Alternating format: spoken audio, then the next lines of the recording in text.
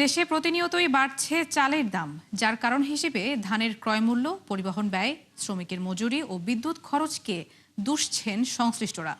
যদিও অভিযোগ আছে অবৈধ মজুতদারি ও কারসাজির মাধ্যমে দাম বাড়ান কিছু অসাধু ব্যবসায়ী, যা নিয়ন্ত্রণে নিয়মিত বাজার তদারকির দাবি জানান সাধারণ মানুষ।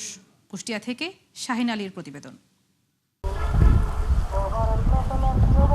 দেশের দ্বিতীয় বৃহত্তম চালের মোকাম কুষ্টিয়ার খাজানগর, যেখান থেকে প্রতিদিন বিপুল পরিমাণ চাল সরবরাহ হয় দেশের বিভিন্ন স্থানে। তাই স্থানীয়ভাবে এ অঞ্চলে দামের পরিবর্তনের প্রভাব পড়ে জাতীয় বাজারেও। তথ্য বলছে, গেল মৌসুমে 23 লাখ টন চাল উৎপাদন হয় এই জেলায়।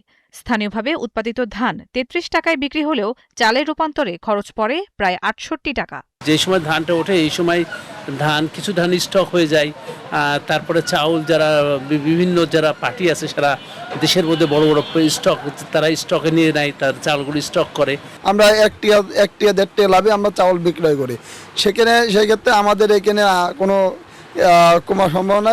সম্পূর্ণ মিল চালু না হওয়ার কারণে উৎপাদন সম্পূর্ণ পায় না। সেই ক্ষেত্রে চাউলের দাম কিছুটা ওই সময় বেশি থাকে। পরে যখন উৎপাদন ফ্যাক্টরি থেকে চাল ব্যাপক আমদানি রপ্তানি হয়ে যায়, তখন দেখা যাচ্ছে চালের দাম আবার কমে। চালের এই দাম বৃদ্ধির কারণ হিসেবে ধানের ক্রয়মূল্য, পরিবহন ব্যয়, শ্রমিকের মজুরি ও বিদ্যুৎ খরচকে দুষছেন সংশ্লিষ্টরা।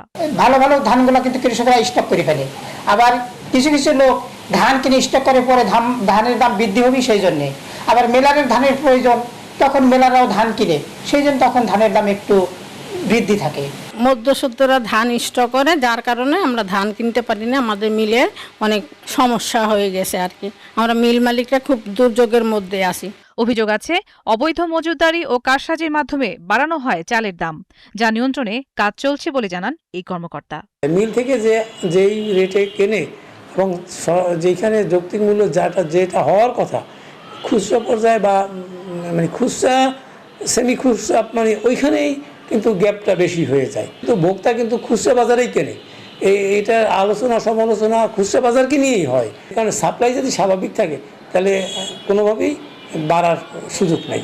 চালের বাজার স্থিতিশীল রাখতে কার্যকর পদক্ষেপ নেওয়ার দাবি সাধারণের। নুজহাত রাহনুমা, ৭১।